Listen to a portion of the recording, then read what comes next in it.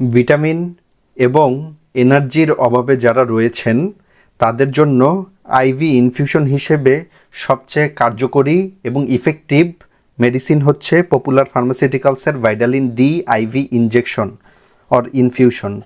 ভাইটালিন D IV infusion এর মধ্যে রয়েছে মাল্টিভিটামিন অর্থাৎ ওয়াটার সলিউবল ভিটামিনগুলো, vitamin B complex and C এর কম্বিনেশনের একটি প্রোডাক্ট, এবং পাশাপাশি রয়েছে গ্লুকোলিন যেখানে রয়েছে 5% ডেক্সট্রোজ সলিউশন। ডেক্সট্রোজ থেকে মূলত মানে কার্বোহাইড্রেট সোর্সে মানুষ এনার্জি আর কি মেনলি পেয়ে থাকে, তো এনার্জি প্রোভাইড করে মেনলি। আর সাথে তো মাল্টিভিটামিন ভাইটালিন ইনজেকশন রয়েছেই। ভাইটালিন ইনজেকশনের মধ্যে 9টি ওয়াটার সলিউবল ভিটামিন পাউডার ফর্মে রয়েছে, এবং এই প্রোডাক্টের সাথে সকল ধরনের ইনগ্রিডিয়েন্ট সাথে দেওয়ার জন্য যা লাগে, যেমন 10 ml syringe, infusion set, alcohol pad, first aid bandage এবং একটি হ্যাঙ্গার দেওয়া হয়েছে। ভাইটালিন ডি এর বর্তমান বাজার মূল্য হচ্ছে 290 টাকা।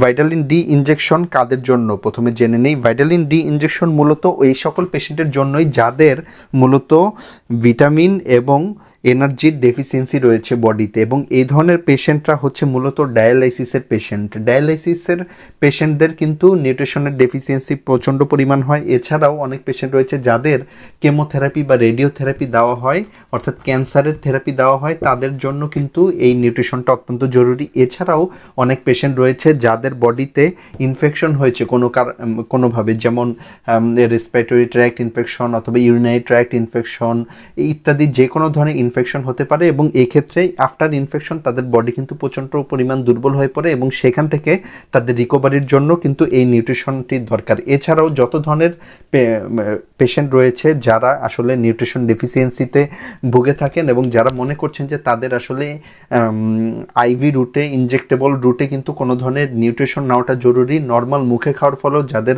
নিউট্রিশনের চাহিদা পূরণ হচ্ছে না, তাদের জন্যই মূলত ভাইটালিন ডি ইনজেকশনটি।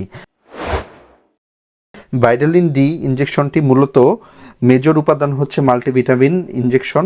এখানে পাউডার ফর্মে রয়েছে। জাস্ট ইনজেকশনটি পেশেন্টের বডিতে প্রোভাইড করার পূর্বে 10 ml সিরিঞ্জের মাধ্যমে এখান থেকে 10 ml পরিমাণ ডেক্সট্রোজ সলিউশন বা গ্লুকোলিন সলিউশনটা নিতে হবে। নিয়ে তারপর সেই সলিউশনটা মূলত এই মানে ভায়ালের মধ্যে দিতে হবে। দিলে একটু সামান্য শেক করলে সাথে সাথে ভিতরে একটা অরেঞ্জ কালারের সলিউশন তৈরি হবে, এবং এই অরেঞ্জ কালারের সলিউশনটি আবার ইনজেকশনের মাধ্যমে টেনে এই সলিউশনের মধ্যে আর কি দিতে হবে। দিলে ভিতরে একটা অরেঞ্জ কালারের সলিউশন তৈরি হবে, এবং এই সলিউশনটি 20 ফোঁটা করে প্রতি মিনিটে একটি রোগীকে আর কি দিতে হবে, এবং তাতে একটা পেশেন্টকে দিতে 30 মিনিট থেকে 1 ঘন্টা পরিমাণ সময় লাগবে। এর ডোজেস গাইডলাইনে আসি।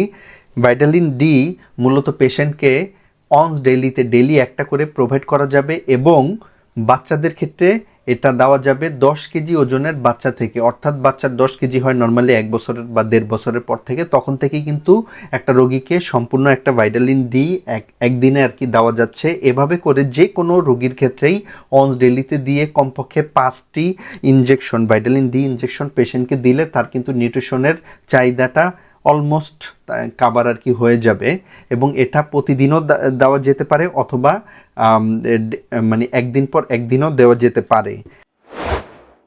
প্রেগনেন্ট ওমেনের ক্ষেত্রে সেফলি ভাইটালিন ডি ইনজেকশন দেওয়া যাচ্ছে, কারণ এটা প্রেগনেন্সি ক্যাটাগরি এ। এছাড়াও যাদের লিভার ইম্পেয়ারমেন্ট পেশেন্ট রয়েছে তাদের ক্ষেত্রেও এটা সেফলি প্রোভাইড করা যাবে। কার্ডিয়াক পেশেন্টের ক্ষেত্রে সেফলি প্রোভাইড করা যাবে। ডায়াবেটিক পেশেন্টের ক্ষেত্রে মূলত ভাইটালিন ডিটা অ্যাভয়েড করা উচিত, শুধুমাত্র ডায়াবেটিক পেশেন্টের ক্ষেত্রে। এছাড়াও যাদের কিডনি ইম্পেয়ার রয়েছে তাদের ক্ষেত্রে ভাইটালিন ডিটা অবশ্যই সপ্তাহে 2টি করে, অর্থাৎ 3 দিন পর পর একটি করে আর কি দিতে হবে। নর্মাল ডোজের থেকেও কিন্তু 50% আর কি গ্যাপ দিয়ে দিতে হবে, কারণ ভাইটালিন ডি মূলত কিডনির মাধ্যমেই বডি থেকে বের হয়। এই কারণেই এই ডোজেস গাইডলাইনটা মেনটেন করা অত্যন্ত জরুরি। বন্ধুরা, ভাইটালিন ডি কিভাবে কাজ করে?